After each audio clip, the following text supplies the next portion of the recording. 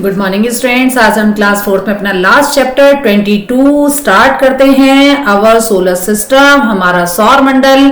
चलिए मैं पहले थोड़ा सा आपको बता देती हूँ सौर मंडल के बारे में। चलिए मैं थोड़ा सा पहले ड्रॉ करती हूँ। ये क्या है हमारा? ये है हमारा सन, ठीक है, SUN सन।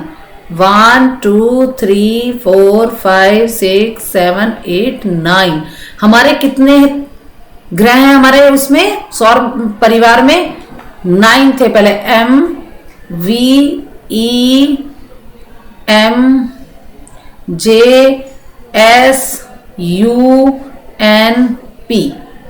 ठीक है। ये मैंने आपको ग्रह बताए हैं, ये हमारे ग्रह हैं, ठीक है। अभी मैं इनका पूरा आपको नाम बता देती हूँ। चलिए, ये सूरज है, जो सन है, ये centre of the solar system होता है, ये बिल्कुल मध्य में मतलब बीच में होता है। चलिए अब पहले क्वेश्चन पढ़ते हैं।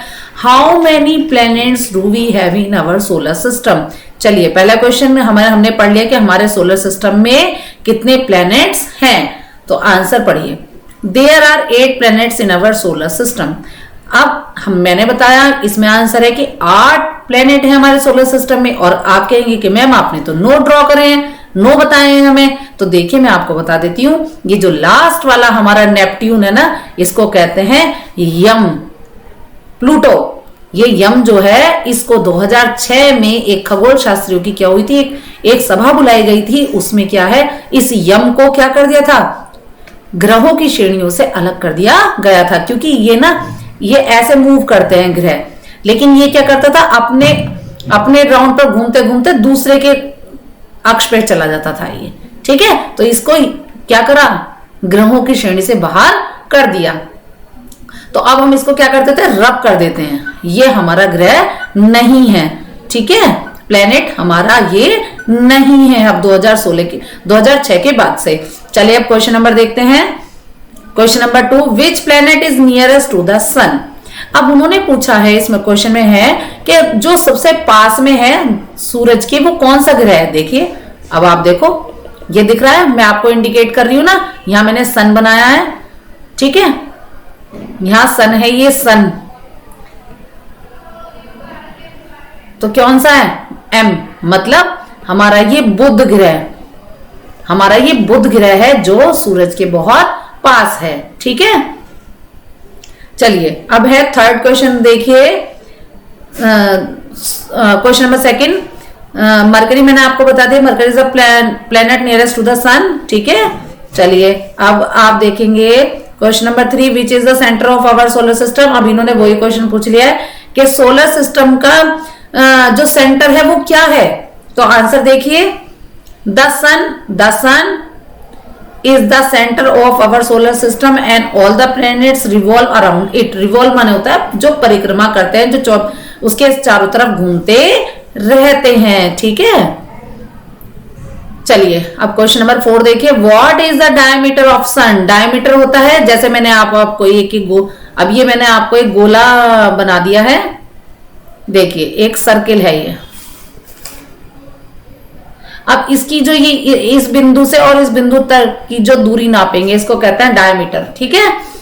तो उन्होंने पूछा है सन का डायमीटर कितना है, तो आंसर है, तो the diameter of the sun is 86500 miles. इतना 865,000 मील्स है इसकी जो डायमीटर है। Question number 5, which planet is the smallest in our solar system? अब इन्होंने क्वेश्चन दोबारा रिपीट कर दिया। आंसर देखिए, Mercury is the smallest planet in our solar system. Mercury जो है वो सबसे छोटा प्लेनेट भी है। एक तो सूर्य के सबसे पास है और सबसे छोटा प्लेनेट हमारा कौन सा है, मरकरी, मतलब कि बुध है, ठीक है। क्वेश्चन नंबर 6 देखिए, विच planet is the largest in our solar system? सबसे बड़ा कौन सा है? तो आंसर है Jupiter is the largest planet in our solar system. जो जुपिटर है, मतलब जो बृहस्पति है, वो सबसे बड़ा है हमारा ग्रहों में, ठीक है। Question number 7, which planet has maximum number of moon? देखिए बेटा, अपने अलग अलग ग्रहों के सबके अपने अपने अलग चंद्रमा अलग अलग होते हैं। तो सबसे ज्यादा कौन से ग्रह पर चंद्रमा है, तो कौन से हैं? आंसर देखिए, Jupiter has maximum numbers of moons. Brihaspati पर सबसे ज्यादा चंद्रमा है, ठीक है। चलिए अब क्वेश्चन नंबर 8 देखते हैं। What is the unique features of earth. अब देखिए हम पृथ्वी पर रहते हैं और आपको पता भी होगा कि पृथ्वी पर रहते हैं तो हमारे मनुष्य या जीव, जो जीव है पृथ्वी पर, उनके अनुकूल बहुत सारी परिस्थितियां हैं, ठीक है। और किसी ग्रह पर हम सिर्फ अनुमान लगा सकते हैं कि वहां पर जीवन हो सकता है वहां पर, लेकिन पृथ्वी पर जीवन है। क्यों? आंसर देखिए, the earth is the only planet in our solar system where life exist. एक पृथ्वी ही एकमात्र ऐसा ग्रह है सौर मंडल में जहां पर जीवन है। क्यों बताइए? चलिए मैं बता देती हूं आपको। क्योंकि यहां पर पानी है, अनुकूल वातावरण है, ठीक है, जल है, क्योंकि 71% क्या है, जल ही पाया जाता है पृथ्वी पर। अगर इसको अंतरिक्ष से देखें तो इसको ब्लू प्लेनेट कहते हैं, क्योंकि अंत से नीला नीला दिखता है। क्यों? क्योंकि पानी बहुत ज्यादा है यहाँ पर, ठीक है।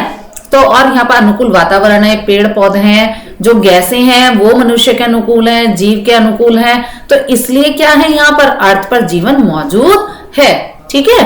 अब ये चैप्टर आप बहुत अच्छे से पढ़ेंगे और लर्न भी करेंगे। Thank you.